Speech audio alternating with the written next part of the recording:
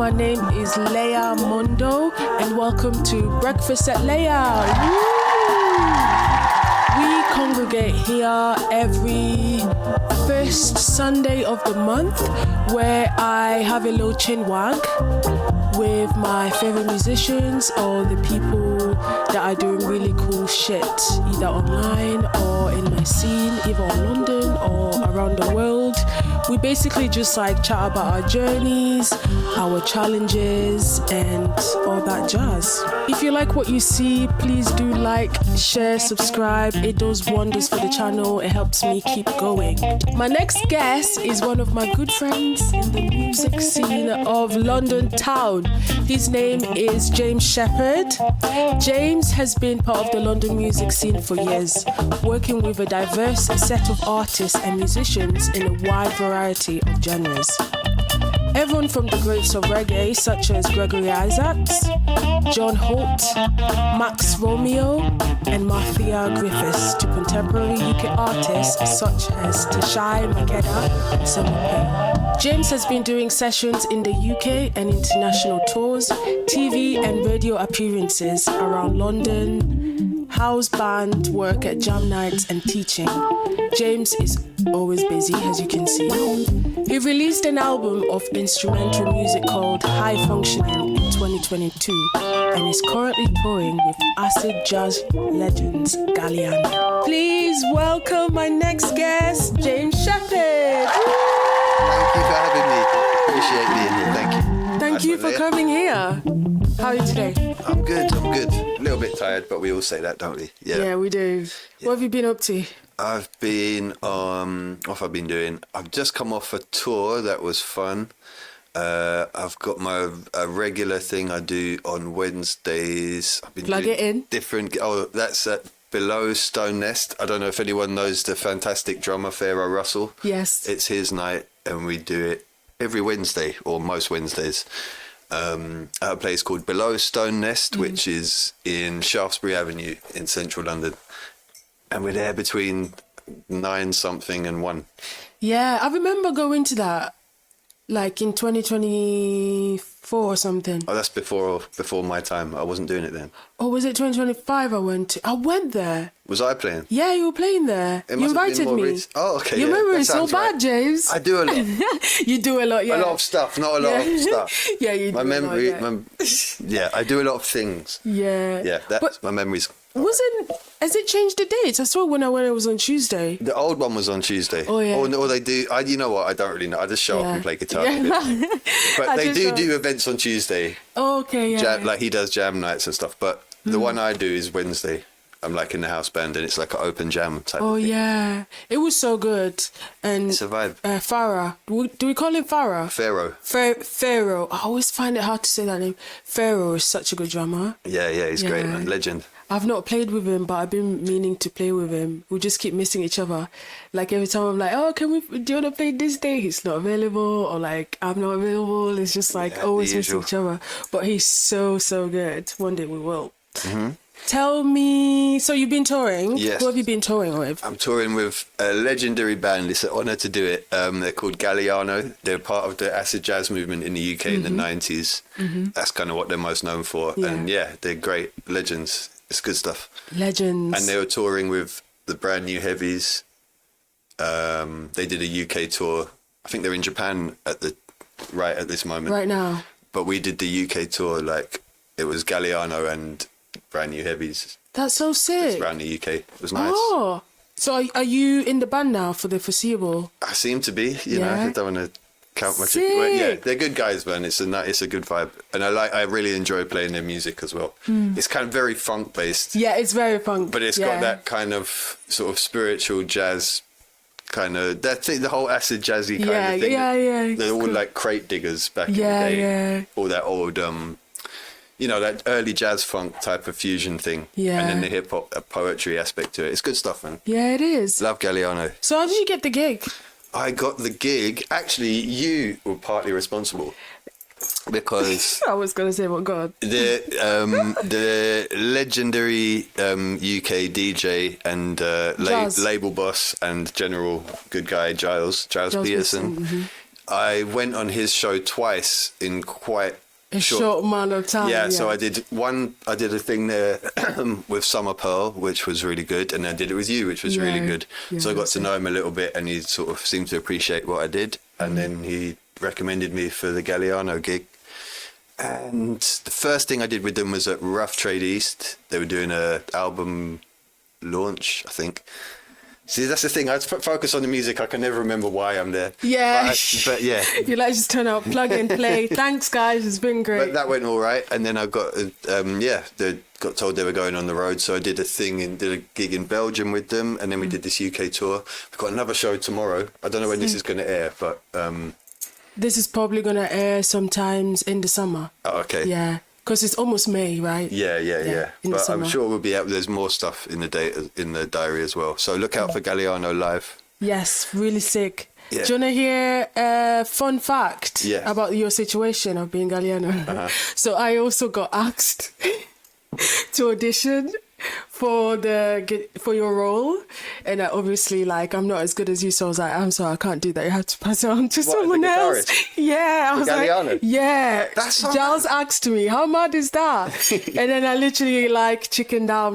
Giles, I think you need someone who's really good with funk or things like that, because I love funk, but funk is not really my thing. So it's just amazing that it went to the right person. So I'm happy. Well, I didn't know that last bit. Wow. Okay. Yeah, a little story. I stole your gig. No, you didn't steal my gig.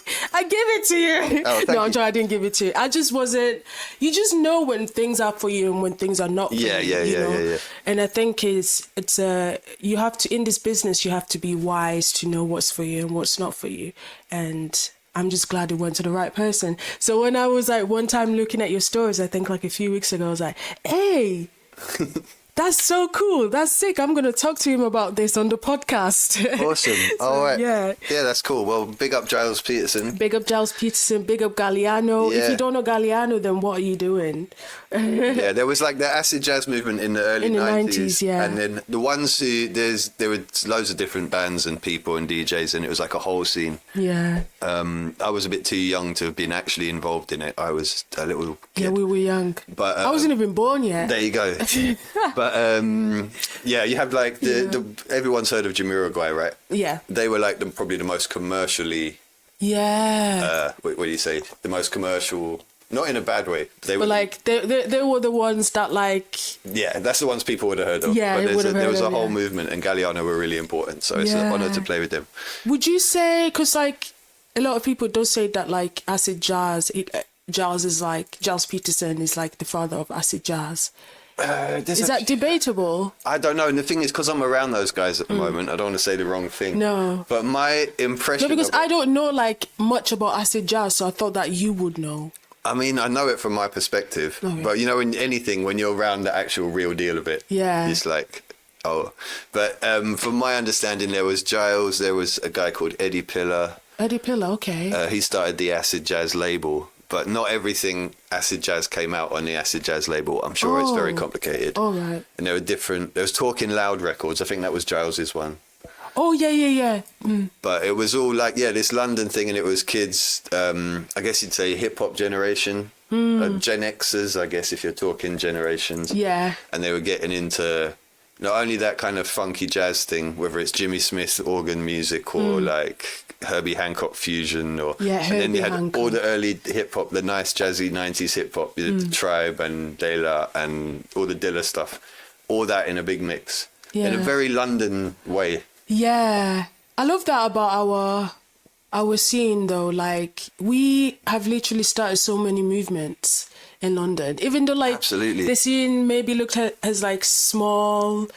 Always the industry scene is always everyone knows each other, but I feel London has such a cool collective of musicians who are experimenting with so many genres and fusions. Do you know what I mean? Absolutely, it's so exciting. I know, it's always been that way, really. Yeah. And the thing is, it's always kind of taking elements from other places. Yeah, and then adding it into there. Kind of an English theme, if you look at the history, for better or for worse. But so right back to the guys, the boomer generation, getting you know, vinyls from sailors, American records, and then discovering blues and rock and roll. Yeah. And that leads to your Beatles and your Rolling Stones and all that stuff. Yeah. Whether it's that, whether it's like bands like Loose Ends, who were very influential to the neo-soul movement in America. Okay, yeah. Jungle is from here. Dubstep is from here. Grime is from here. But they're all like variations on a theme. Of like And you've always got that American thing and that Caribbean thing and that African thing and that, you know, English thing. It's like all a big melting pot. True. I want to talk about, now we're on this conversation, I want to talk about like neo soul. A lot of people, even me. Loaded term. Loaded. It's very loaded. Can you explain why it's loaded to the public? I don't know. The thing is with music genres, like, what was it, someone smart said, there's two kinds of music you like and music you don't like. But we use genres because it helps us categorize and discuss and organize. So it's not like it's, but neo soul, what does it mean? Yeah, what does it actually mean? Like, and then there's this thing actually, as guitarists, we know there's that whole thing on Instagram for the past 10 years or whatever, however long, of neo soul guitar. And it's basically people trying to play like Isaiah Sharkey, who's influenced by American gospel guitarists, like, what's his name, Spanky Alford, is it? All those, which is a long tradition, goes back to pop staples and the staple scene. Yeah. But basically, neo soul is, again, it's the early 90s period. In America, you had the Roots, you had D'Angelo, just to name it, Jay Dilla. Well, he was coming from hip hop. Soulquarians kind of. Yeah, Soulquarians, but that, yes. But did they start the movement though? Because like some people are arguing that like Sade is also part of the movement. Yeah, and that's the UK. Yeah, and that's the 80s, but that's in the UK. Yeah, I think they're kind of like, maybe they were very influential. Yeah. But what can you call neo soul? Like, no genre has like a load of boxes you can pick and say that's the genre. Yeah. And I think I saw something with Questlove a while ago. And he was saying they didn't think they had much in common, but they kind of unified. So like the Roots and India Arie and D'Angelo and Jill Scott and Angie Stone and all these people, Maxwell, they didn't think they were remotely similar. And if you really check it, India Arie is so different to D'Angelo, so different to the Roots, etc., etc. But they kind of came together and said, well, let's just call it, the media or whatever is calling this a movement, so let's just stick with it. Because like, because what is like, so if you break down those neo soul artists, right? The Roots is hip hop with a live band, essentially. Yes. Like Erica and D'Angelo, okay, they were reference and Maxwell and then referencing the 60s and 70s, but doing it in a very post hip hop way. I guess you could say it's that. India Arie is a lot more like a kind of folksy, almost poppy in a good way. Yeah, it's like folk, but then it's like obviously jazz infused, but then it's like R&B. Yeah. She's so sick, man. But like all these, they're very disparate artists. Yeah. To call them all one thing is like, it's like acid jazz as well. Yeah, you've got Jamiroquai, who started out with this weird socially conscious kind of hippie funk. Yeah. And then they moved on to doing these fantastic pop songs. Yeah. And then you've got a group like Galliano, who is kind of underground poetry and referencing old jazz records and stuff. Yeah. They're very different, but I guess sometimes we need to put things in a category. True. Yeah. So what is neo soul? I don't know. It's whatever you want it to be. Next question. Okay, I want to talk more about you, obviously. So, what is your go-to breakfast? Let's start there. Oh, it depends on what happened last night and what's happening in the day. What do you usually gravitate towards? The thing is, I should be doing a good, like, lifestyle podcast thing. I wake up in the morning, I run 10 miles. Like, get ready with me. Get ready with James. Do a smoothie that's made of... No, I normally will be like, if I'm in a hurry and I need to be somewhere, I'll have like an avocado or maybe avocado and some sourdough or You're so London. Yeah, innit? Hipster. You're so hipster. Hipster scum. You're so Hackney. Yummy, mummy. Yeah, that's me. Yeah, so something like that. Sometimes I'll have muesli with almond milk on it.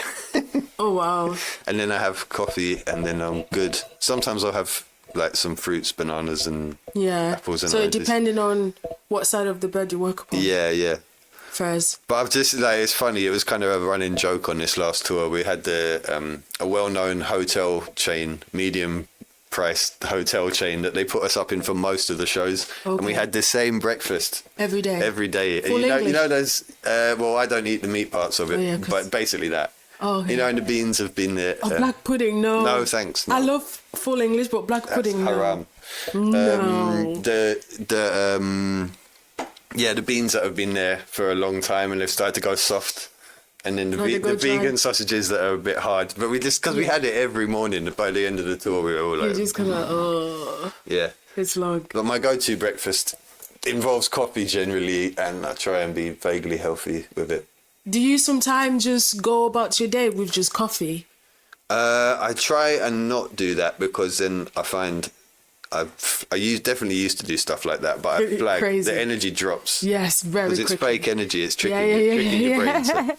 Fake energy for real. Yeah, and I never drink energy drinks or anything like that. I think that's a step too far. It's terrible. Yeah. It's terrible. Every now and then I'll have like pop drinks, like, you know, Coke and whatnot. Like, that's like you gotta enjoy life. Moon. Yeah. But like, I don't do it most of the times. Tell me about your background and how was your childhood growing up? Very boring. I was born just outside London in a place called Harlow, which is like near Stansted Airport. You were in Harlow? Yeah, so a proper commuter belt. Okay. Suburby. And then my folks had a house just like out in the country a bit. Mm-hmm. And so I guess, my parents were both teachers. So very much that kind of middle class, lower middle class, I'd say. It's aspirational kind of middle class thing. I didn't go to private school or anything like that. So that is the most boring, most middle of the road way of being British that you could be. But I was always, my parents aren't musical. They aren't musicians like that. Okay, what were they teaching? My dad's an English teacher. Oh. And my mum, she became an educational psychologist, actually. She was a primary school teacher before that, I think. Oh, wow. So your parents had brains. Has brain. Had.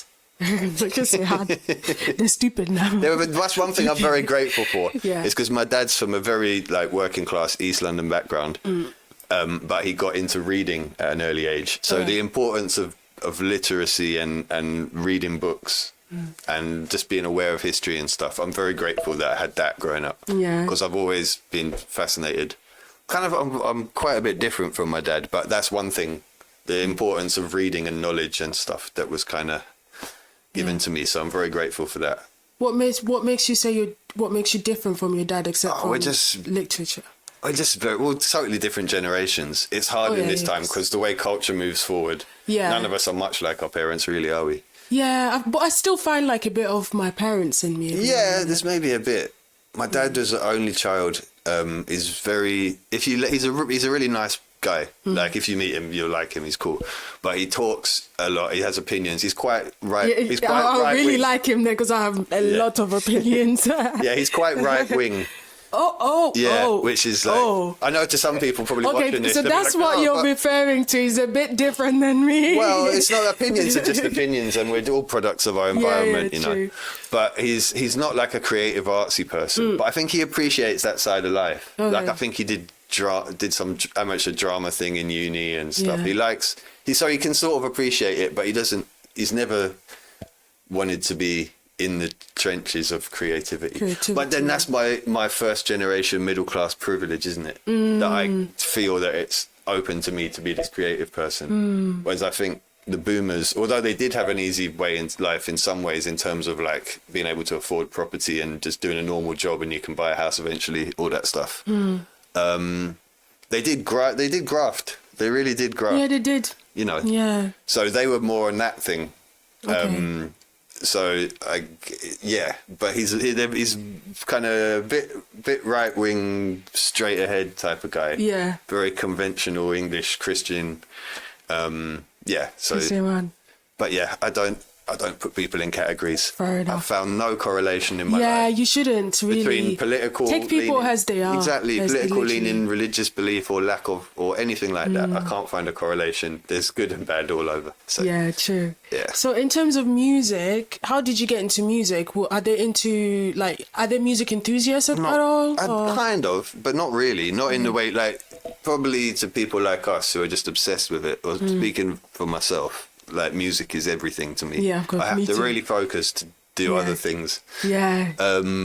But my dad liked classical music, not to like learn to play it or be really into it, but he liked to, he would have Radio 3 playing, which is like the classical station. Yeah. But they would have, well, first of all, I was always just obsessed with music. Anything, radio, TV, Top of the Pops, all that stuff. When I was little. But my dad liked Radio 3, and they'd have documentaries, and they had a few documentaries about blues music. Okay. And I already knew about rock and R&B and all that stuff. Yeah.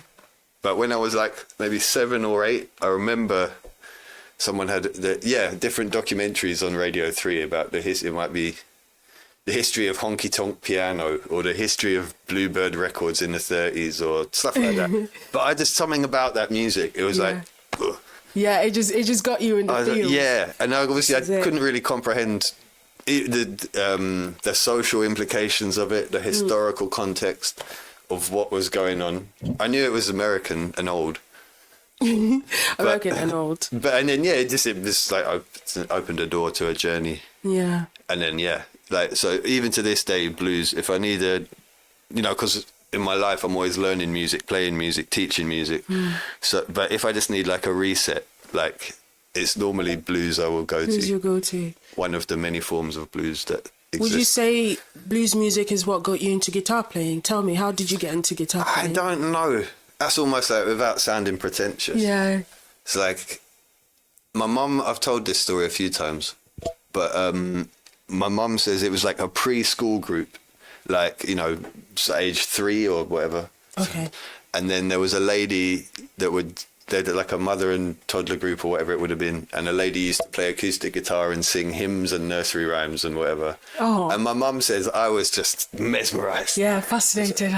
Just like a nice old lady singing singing nursery rhymes for the babies. Twinkle, but I was like at the front, star. like You're like, so I've always been drawn to guitars. I don't know. They're all right guitars. Yeah, they are. They're all right. They work for me.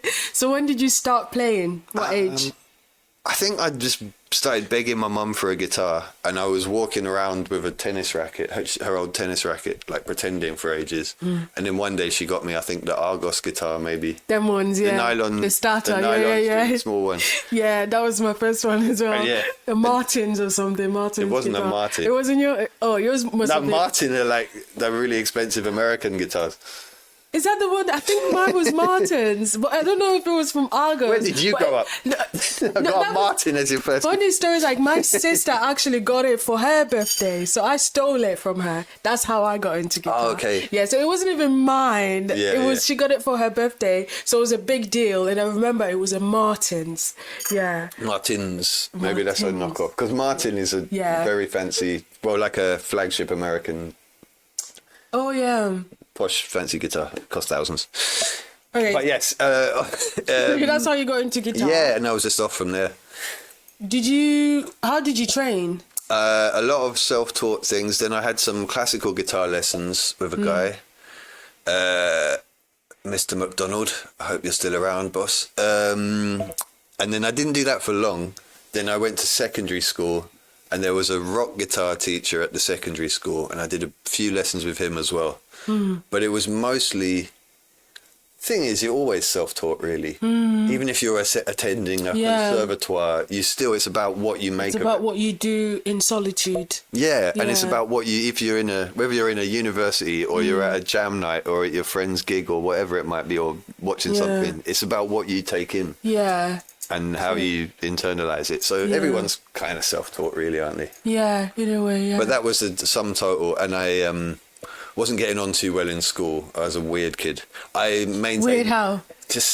I was quite cool. All teenage boys struggle with social things. All teenagers probably. Yeah. But I was cool with everyone in school. I was kind of cool with the popular kids, cool with the nerdy kids, cool with the sporty lot, cool with the whatever. I was all right with everyone. But I really hated school. Couldn't stand it. Why did you hate school? I I've thought about this a few times. I don't know. I just despised it. You just didn't want to be there. Yeah, it was like everything was just this nightmare of a few hours. So you could go and play guitar and hang out. I wasn't like a total nerd. I would go and hang out and do stuff. I was a nerd, but I was a full-on nerd. I rode solo. Oh, okay. Yeah. Yeah, that's good. Well, you're very outgoing, so you must have had You know friends what? and things. This is all a bit of not an act, but I'm naturally quite introverted. Oh, really? Yeah, because I do music. Oh, I can see that. Because I do music. You know what this life is like? Yeah, every day. Hey, how you doing? Woo, good to see you, man. Yeah, nice. Like, so I've cultivated this thing. And then you'd be on the road with lots of people. Then you get to a venue and there's loads of people. And then you go to an after party and then you're in a hotel. Like, or even if it's just in town or whatever, it's just everything's jams, parties, hang, which I love. But I'm actually pretty awkward. Yeah. This is all a sort of a front almost. Yeah. That's what it feels like. It's your alter ego. Yeah. I feel like as an artist, you gotta have like a persona, right? That's for the stage. I suppose so, but I'm like... Just to keep as a form of self-perseverance. Yeah, That's how I see it. Yeah, you're a singer-songwriter though, so I think it's even more important. Oh yeah, it's even more important. At the front presenting the thing. I think for us guys in the band, it's a bit less.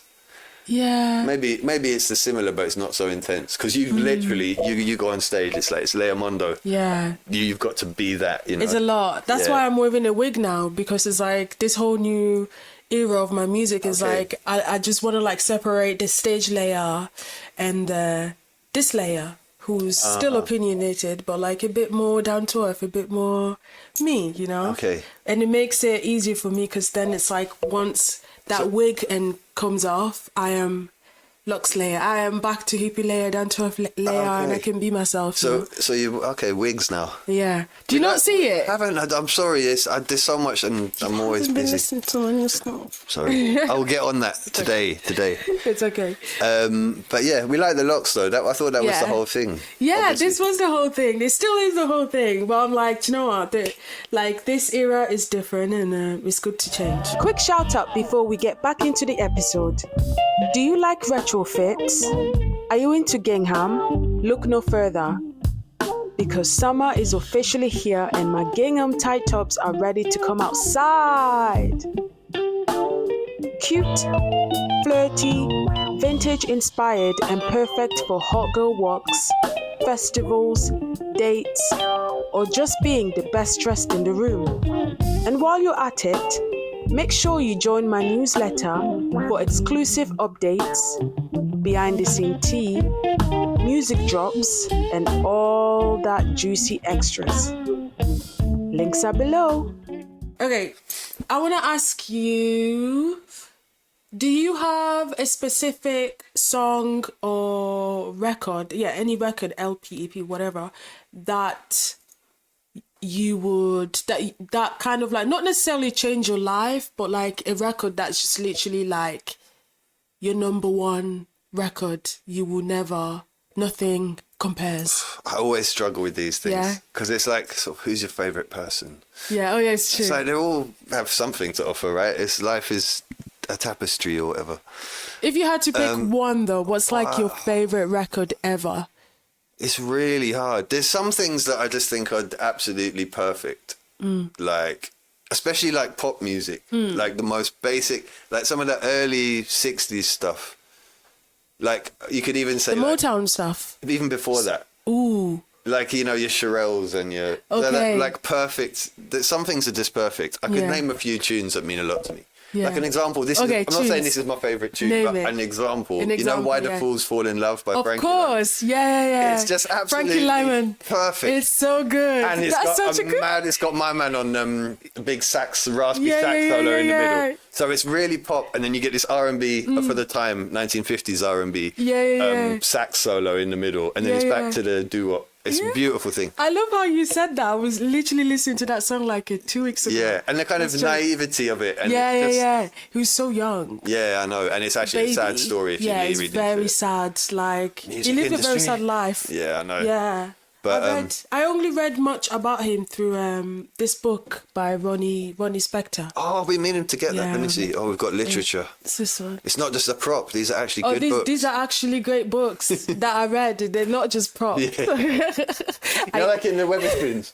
Where they'll get like a load of books from a... Oh yeah, just to be there. Yeah. Yeah. This is one I've been meaning to read. You need to read this. Yeah. Yo, this book, Be My Baby. Where's the camera at? Like it's over there, right there. Like this woman has lived life. I mean, Phil Spector, incredible producer, incredible, mogul, but like a crazy motherfucker. Yes. Crazy motherfucker.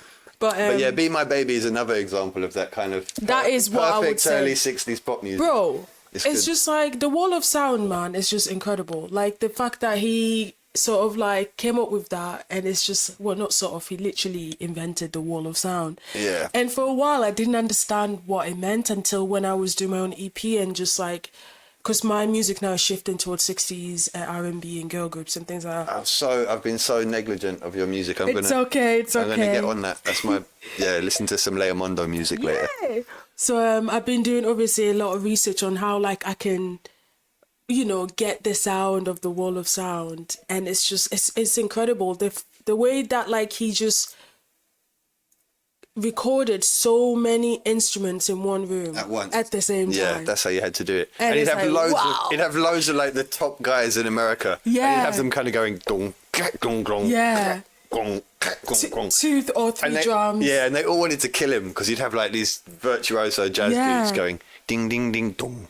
But like ding, he ding, would ding, make dong. them work so hard, you know, to the point where like if they fucked up a beat, he sometimes pulled a gun at them. That's how crazy it was he was. another. We know he was So crazy. Is he dead yet? He went to jail, didn't he? Yeah, he went to jail. Dad in jail. Yeah. So that's unfortunate. Sad.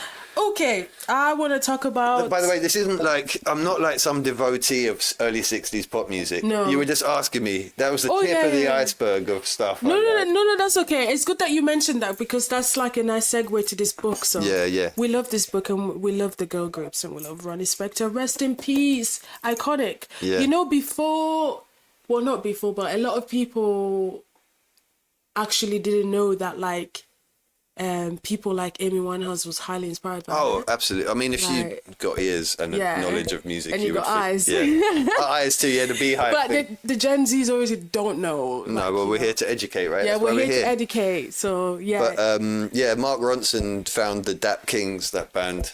I live in New York, they're somewhere in the States. And it's just the fact they played that music so authentically, and that's how he did the Back to Black album. Yeah. Which is a great piece of work. Rest in peace, Amy. Rest in peace, Ronnie. And live on, Mark Ronson. Mm-hmm. I'll work with him one day.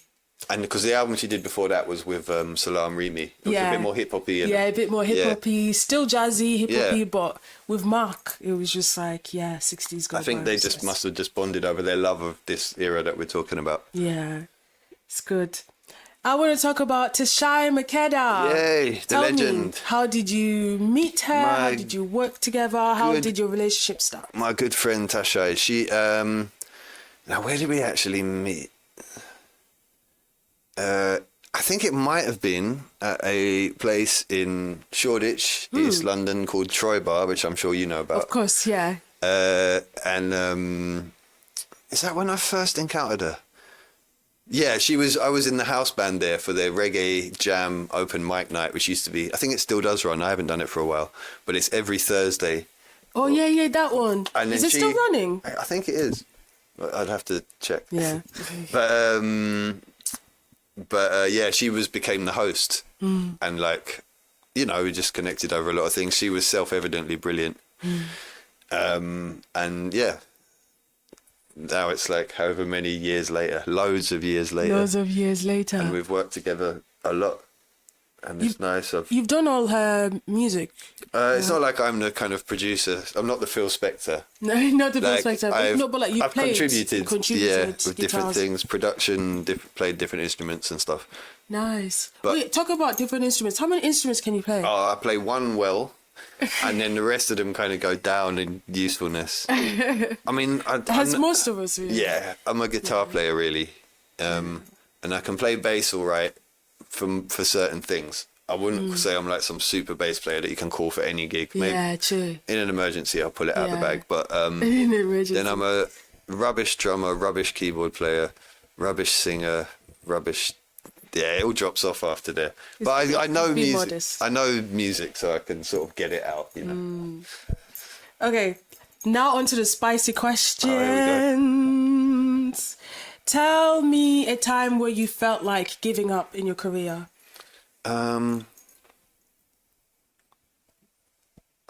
don't think I've ever had the thought of, oh, screw this music thing.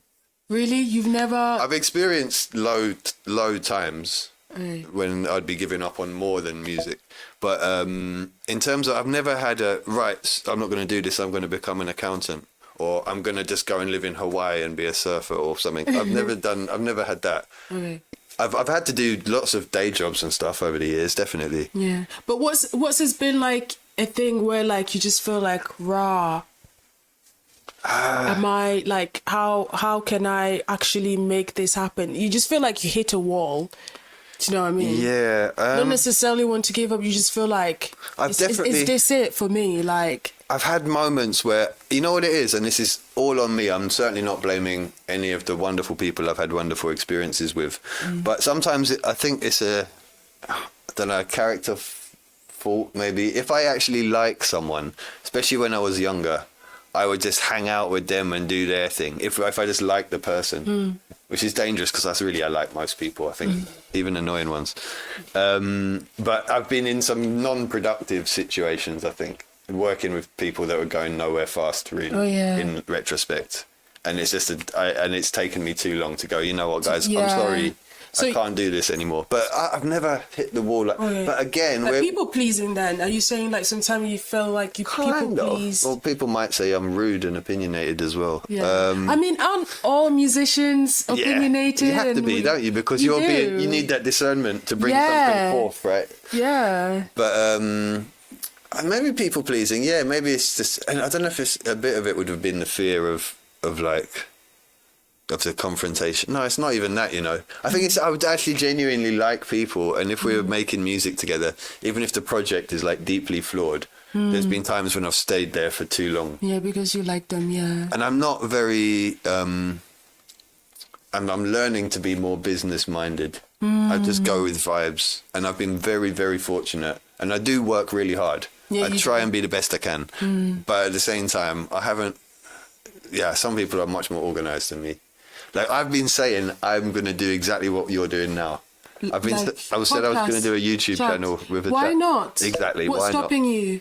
Me. Self-belief. Well, it's not even that. But like if you can do music for this long, then perhaps you should believe in yourself a bit more. Because when I look at you, I'm like, I can I can see you. I see you as a confident person, but it's like full circling to what you just said. Like, you are quite introverted, so that means that like you do have some thoughts where it's kind of like limiting. We all get that imposter syndrome. Yes. But I would say I'm quite confident as a guitar player. Obviously, the music is big. If you're playing like flamenco or proper authentic bossa nova, don't call me. There's a guy for that. Yeah, but but in most guitar things, I'm pretty confident, right? I'm I'm the man. I got this. Yeah. But it's just most other things in life I struggle with, you know. I think that when you're a musician, we can't all do everything all good at once, right? It's just like you can't call Kanye West to come and do jazz. Like he's a rapper and a producer, right? He's going to do it in his own way. But like he's not necessarily gonna come and sing like Sarah Vaughan. Do you know what I mean? Yeah, of course. It's like and I'd love to hear Sarah Vaughan try and make a beat. Yeah, it's like the Galliano thing. Like I don't play funk, right? So I do what I do, which is soul, singer songwriter and jazz infusion. But like it's not going to make sense with me, but it makes sense with you. And it wouldn't make sense me sitting with a guitar singing some songs like that. It would not be the same. But I'm a big believer in experts, you know. Yeah, I think we all have like our strengths, and it's very important to know what your strengths are, so that one, you don't embarrass yourself, or like obviously you can always try and get better at whatever it is that you set your mind to, but like not everyone can play every genre absolutely perfect. No, absolutely, no one can. How could you? No one's heard of all the genres. Yeah. There's stuff like, I mean, you've got the whole African continent is massive. Massive. Discovering new stuff, and plus, even just recorded music goes back 100 years. And then before that, you got the whole of human history. How could anyone know all this? It's you know, it's infinite, endless. It's infinite. But in this laptop era, we have laptop era. Yeah, the post-laptop epoch that we're in. Like, there's this thing of everyone. Bedroom producer. Yeah, everyone can do everything badly. So I can open up my laptop and I can literally just me write a song, sing it, rap it, whatever, make a beat, play all the instruments, mix it, master it, design an album cover, market it. Just me.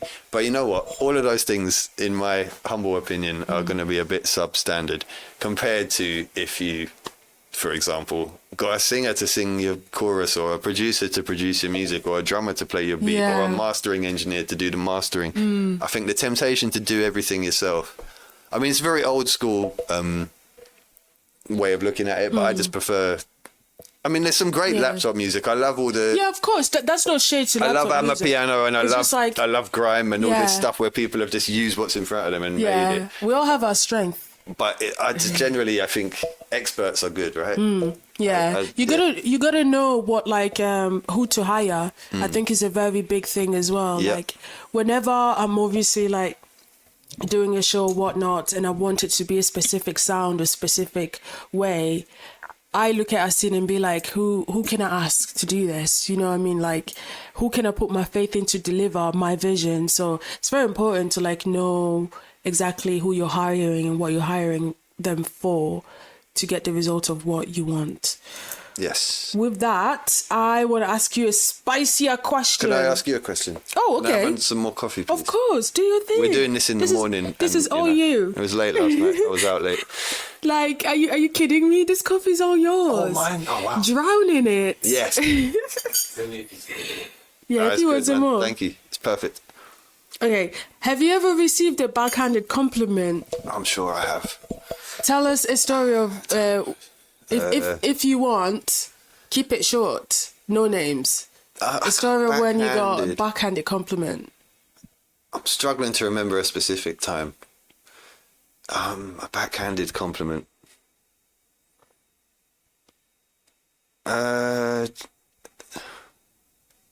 If I have, which I'm sure I have, it hasn't affected me deeply enough to remember it, to commit it to memory. That's first. Like, I don't know. Some people are just clueless. Like, this is, bless him, this was years ago as well. This guy's probably all grown up now. But I was doing this, a session somewhere, and it was a hip hop thing. And one of these young rappers, he was, I was just tuning up or just warming up or whatever, and did some guitar thing. Yeah. And then this kid was like, yeah, show me how to do that. I was like, you need to learn, you know, he just didn't understand. He didn't, like, should I have to do that right now? Yeah, I can't show you that because you need to learn the basics of the guitar first and then... Yeah. So you get, sometimes people just don't know any better, bless him. He was a kid and this was years ago, so he's a big man now. But this is not a backhanded compliment. No, it's not. I'm trying to think of... A backhanded compliment is like when someone is I just got to kind of be underestimated what went into it. And, okay, cool. You know what I mean? Show me how to do that, like it was a yo-yo or something. Oh, yeah. But I haven't, you know, sometimes negative people, which you do come across, I try and let them make me laugh now more than anything. I haven't really, and the thing is, because you're an artist singing the songs you wrote, we have different experiences. True. But this is why I have this podcast, so that we can all know about each other's experiences. So if someone gave me a backhanded compliment, I don't know. But we don't have to answer that. Next question. I've tried. It's okay, you tried. Obviously, well, not obviously, but like, have you ever been led on in the industry? Oh, yeah. Tell us a time where you've been led on. People are full of talking. Tell us a time. Oh, it's endless, especially younger times. I'm going to do this for you. Well, when people like say like gonna do something, they never do it. Like, maybe just don't mention it. Yeah. Maybe just don't say I'm gonna do this, because there was the worst tour, but it also wasn't that bad because the people I was with were all right. And I don't even know how many names I should name. But there were some really, really great musicians that were called to go and do this work in a European country for, I think it was a week or two. And we were told the pay was all right. We'd heard the lineup of who was coming. It's like, this is gonna be lit. This is good. And then basically the whole thing was a complete disaster. From like when we got to the airport, there wasn't enough space in in the transport vehicles to take us all to the hotel. When we got to the hotel, there wasn't enough rooms. No one was, and then it just sort of went spiraled downhill from there. Anyone who was on that tour with me knows exactly what I'm talking about. If I say the phrase, remove your hands. Remove your hands. That is the theme of that adventure. But that was like an example of... I feel like I know who was on that tour with you. Probably do. You might have heard it. It's quite legendary. Okay. And then proper amazing people were on. Yeah. But we never got paid properly, and we all started flaking out and leaving one by one. Can we talk about the paying in the industry? Oh, yeah. Like, it's such a cautionary tale. The paying thing. Getting money for this. Yeah, getting money for, like, pay, like, for work and stuff. Like, why do we not get paid before we do the job? That is the thing. Unless you're big, you don't. Even big, they come... In fact, record labels are notoriously bad for paying on time. Absolutely. And you have to hassle them and... yeah, it's a shambolic. It was shambolic when it was thriving, this business, in the 20th century. And now it's kind of collapsing, and it's still a shambles. Yeah, it never changes. But, like, yeah, you just have to be serious about your business and know your worth. Yeah. And I'm lucky. I've been doing this a while now, so I just make sure if I don't know and trust the people, then I require contracts. And...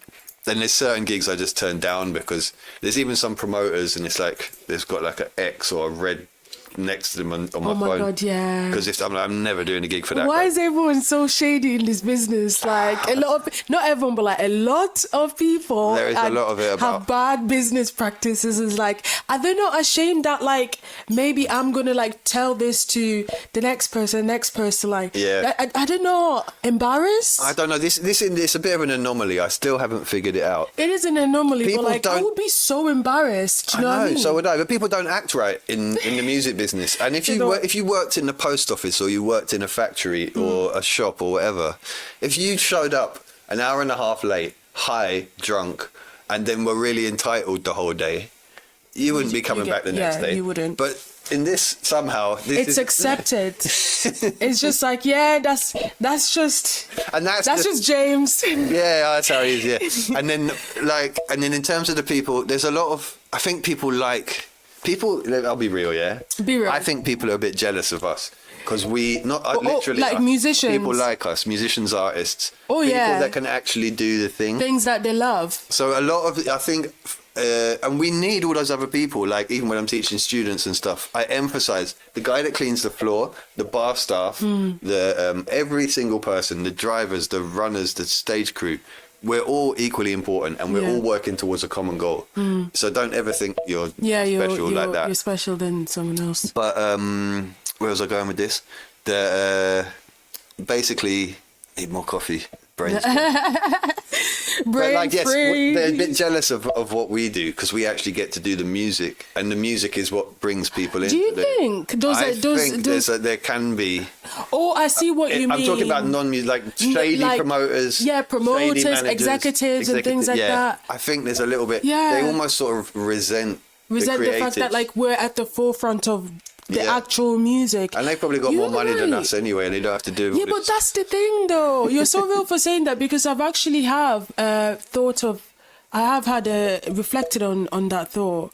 Where it's like, why do they act like that? And it's like they actually must have like some resentment over like it's possible. People who actually at the forefront of making human psychology is complicated, and there's always lots of stuff going on. But I think there is an element. Yeah. And then people like the glamour and the glitz and the posing and the dressing up and that was always very that's not what I'm into. That's very secondary. Look at the state of it. Like some people love all the kind of the stuff that comes along with it. Glam. I'm like just obsessed with music. I love music. I really like playing the guitar. I like how I can interact with other people and help their vision come together or express myself, whatever it might be.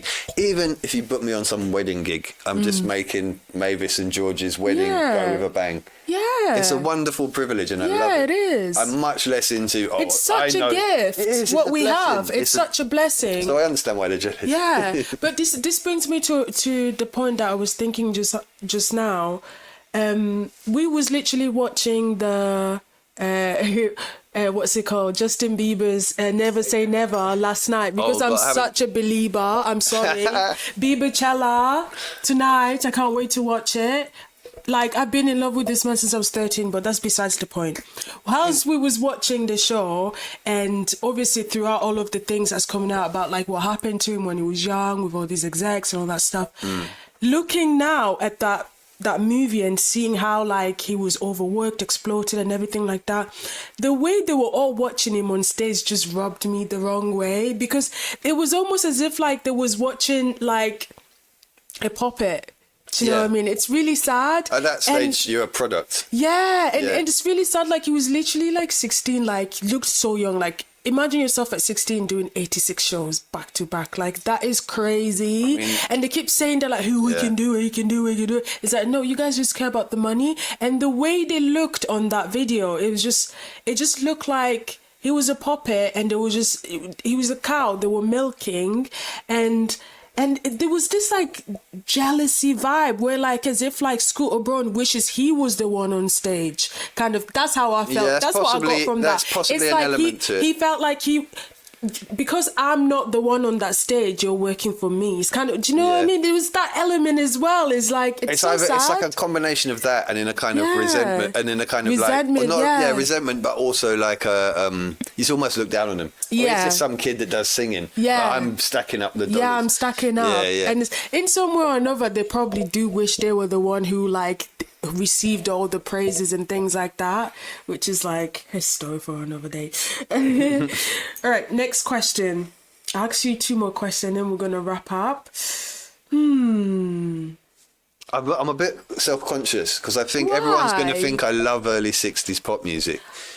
I do love it. What's wrong with 60s Nothing, music? but you asked me what was the best album ever. I didn't even get close. Oh, it's okay. It's Anyway, just as long as you're happy. Yeah, of course I'm happy. I want to ask you, what's the most common lie people tell in the industry? We'll pay you on Friday. Yeah. The most common lie. Nowadays, it's not such a thing, and I can easily fend it off if it does happen. But when people pay on Friday is so real. That is. You would not see that money on your account on Friday. Oh, sorry, unless bro. you really know that person, you know, like even you have if you really know them. But like sometimes you have them, like a close relationship and you know them, and you know they do what they say. But even so, this can happen where it's someone like that who I trust 100%, but they're busy with their life. Yeah, don't expect it. You know, it's like in this city, it never stops. There's always stuff. Yeah. And then they'll be like, "Oh, I'm really sorry, they haven't paid me yet. I'm going to call him now."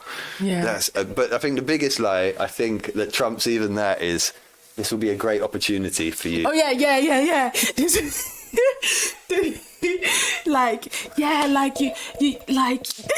I've had all this I've had stuff like exposure. Got a session. Yes, I've had them more than one, I think of twice, totally different people. Yeah. Got a session at Abbey Road. And I'm thinking, Abbey Road, nice. Get some. Yeah. Okay, what's it saying? Oh, we got to get there on at this time, and we're going to play this music and blah, blah, blah. Okay, what's the pay saying?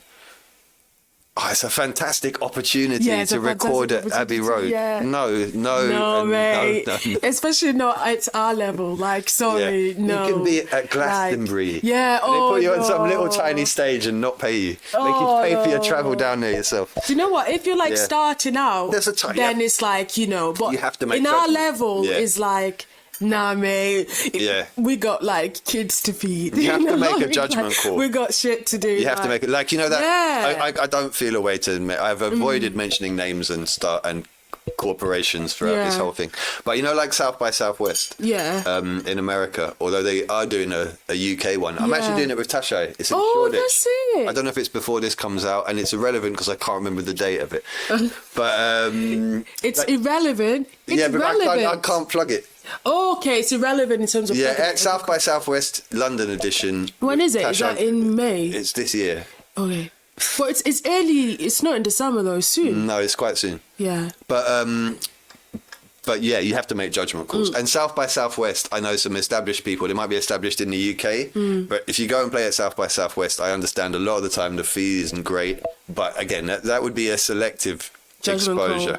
Maybe you can go on Jules Holland and the fee's not great, but you're on the major TV thing. You know, so you have to be selective with it. June 1 to June 6. June 1 and June 6. Oh, so brilliant. It's in June. Okay. Yeah. You might be right in time for the... Yeah, you won't be right in time. I'll be that there. on Sunday? I mean, what is your date? We'll plug it in. I could check it. You could put the little caption there. Yeah, but I'll be put a little performing caption. with the fantastic Monday to Saturday. Monday's the first. Okay. Oh, it's going to be beautiful. Tashai Makeda, I will add it TSHAYMAKEDA, on, you will see it. with the band at South by Southwest, who I mentioned to make a point, but it's good that I did, because then now you can all come to the gig. Yay! All right, last question. We have a segment called May This Situation Never Find Me. So basically... Where do we start? we basically try to slow down that, like, a situation that we've observed, not that's happened to you, but like we've observed, and try to say, wish it never finds us. So James, what situation have you observed in the music industry that you want to, like, pray it never finds you? I think at this stage of my life and career, I think Career. So modest. I haven't been strategic with a career. I've just got on with it and tried to get money somehow. But I think kind of being in a prestigious, everyone thinks you're doing good, but you're doing really badly. And the music industry is littered with this kind of stuff. Like, people like in massive debt, no money, perhaps they've got addiction issues, perhaps they've got mental health issues, but they've got to show up because they're this big important person, whether it's a pop star, R&B star, rapper, whether it's a jazz musician who's highly respected, whatever it might be. I would never want to be in the spotlight and then feeling like everything's falling apart, because we all have to deal with mental health and try and stay on the straight and narrow, the spiritual straight and narrow, whatever you want to call it. Yeah. And I've definitely seen it, and I've read about it and heard about it and seen it first or second hand. Like, I wouldn't want to be some big prestigious, everyone goes like, you're the... Yeah. Like, you're coming in and you're like, fucked. Like, you're just people like absolutely... Amy Winehouse, the way she well, that would be a the way, textbook. like, people just, the way her team just let her come on like that, it's evil. Yeah. It's evil. They done her so dirty. You're making someone money. Yeah, they There's done lots her of so stories dirty, yeah. of people actually paying the ultimate price because of that. Yeah. I mean, there's a very... And we all just moved on. Yeah. It's so sad. And it still happens. Do you know what I mean? Mac Miller. Like, this guy was not okay, bro. Like, why wasn't her team stepping in, like... And also, people like the tortured artist. Yeah, people also like the archetype of the tortured artist. And addicts are easy to control because your manager or your road manager can get the thing you're after, and you can be kept working like that. I know so many things sad, I'm not going to talk about, really. But that's what I wouldn't want to be in some prestigious that's so valid. position. Yeah. When it's all behind the curtain, just the worst. Yeah. I mean, I may have been on the spectrum of that a few times, but not in the... Obviously, we're talking about some major casualties. Yeah. So, I guess that would be... I hope it never happens to me. Yeah, thank you for that. Makes sense? Yeah, it does. It really does make sense. Like, that is a situation that, like, you never want to... be subjected to in some way. So, I appreciate that wisdom. Well, we have come to the end of our show. Flew by. Thank you so much, James, for being here. Thank you for letting me talk nonsense for an hour. Nonsense. Thank you. You've shared so much wisdom, so much love, so much light, so much about yourself. I got to know you even more better. So, I appreciate you. Thank you so much for having me. It's been great. Plug your music. What do they need to do now to go and listen to your album? Go to gigs that I play at. I did an album a couple of years ago, which is just like me having worked with so many singers and artists and producers over the years. I just sort of got it out my system, and it's a bit weird, and it's maybe it's fucking good. Yeah, that's still on all the platforms. Buy it on Bandcamp. Yeah, send me loads of money on Bandcamp. I will plug it on Bandcamp. Yeah, go on Bandcamp, pledge loads of money to me. And there's one album of weird instrumental music where the average length of the songs is like 7 minutes or something. It's great. You might like it. Good music lovers, so okay. Yes. And then also you can hear me with a load of people. Who am I working with? this year so far, I'll be working with Tasha Makeda. I'll be working with definitely Galliano. Got a gig tomorrow. Definitely, well, hopefully Yellow Man, the dancehall legend. Got some dates in Europe. Ooh, okay. What else is going on? Loads of stuff. Gigs. Check me out. Man. Check me out on Instagram, where I fail to post any of the gigs I'm doing. Basically, if you're a social media manager, then reach out and get in touch fix with my shit, because I'm very bad at all this. Yeah, but he's always playing all the time, everywhere. So yeah. Oh yeah, and Below Stone Nest on Wednesdays. Yes, Below Stone Nest. Bring an instrument, Wednesday. Come and play if that's what you do. If not, just come. Come enjoy the music. Mm-hmm. All right, thank you so much. Please like, share, subscribe. It does wonders, so that I can keep, putting out these videos for the 20 people who keep watching it. Hopefully by the time we put this one out, there will be 26 or 25 more people. So if you want to be the 25th person, please, that would really help us. So thank you, and see you soon. Bless. Bye.